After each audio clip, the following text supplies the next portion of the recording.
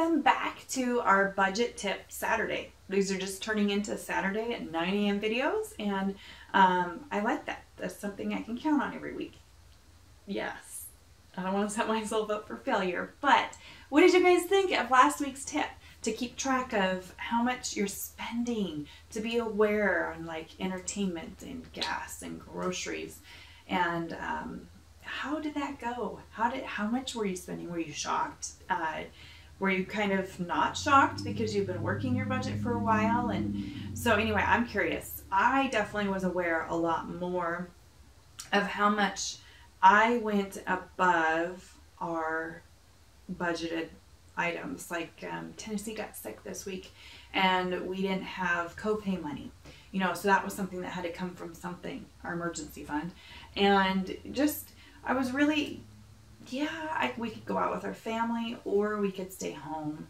And even though no matter how tired I was, I cooked because it saved us $30, $40 that would have eventually had to come from somewhere. So being aware, even though we've done this for 6 years and we've had a lot of victories over the years, it's still like, this is life. Money is always going to make the world go round. Like, you're always going to be faced with money. We did have a great week in FPU, you guys. 9 credit cards were cut up in our class this week. I was just about in tears.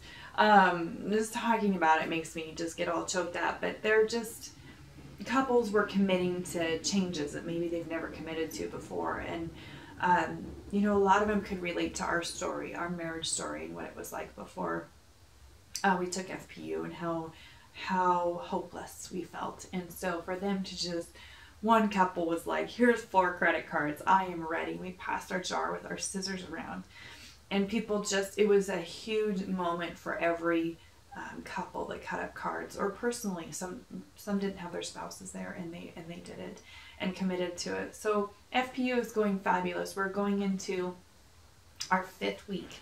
We just had our 4th week.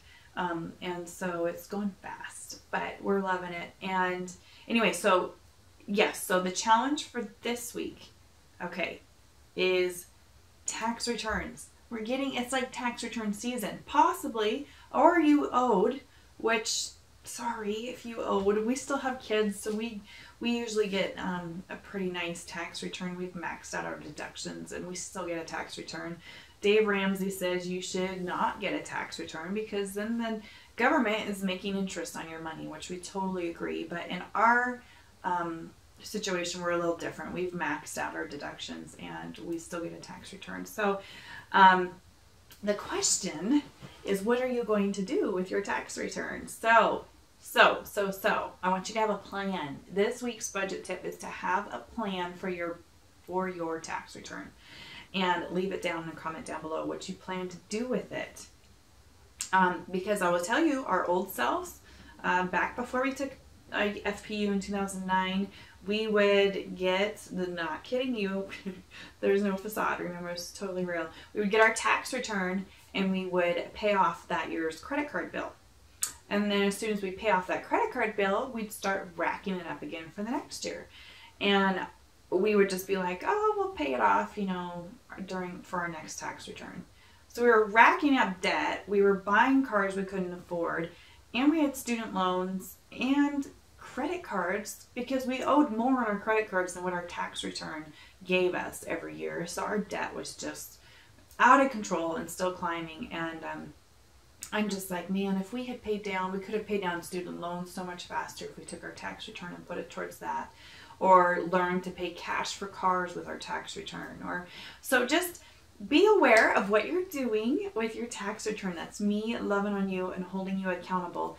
And then I'm curious to see, you don't have to say the amount or anything. And I just want to know what your plans are and what you're thinking, or if you have any questions about your tax return. Obviously, if you're working the baby steps, your first $1,000, put it into an emergency fund, and then just put the rest towards your debt snowball. That's what we would recommend, ideally. And so, or if you need a car, then would be a great way to maybe get out of your car payments. You could pay cash for a car, for a good, used, reliable car, and then and then sell maybe your cars that have car payments on them. So there's a lot of different options you can do, a lot of different recommendations. I'm looking forward to seeing what you guys have to say on this, and then we'll go ahead and we'll see you back next Saturday for a new budget tip. Maybe Josh will do this one. That would be exciting. Yeah, so hope you're having a good week. Keep paying with cash, and we'll see you next week. Bye, guys.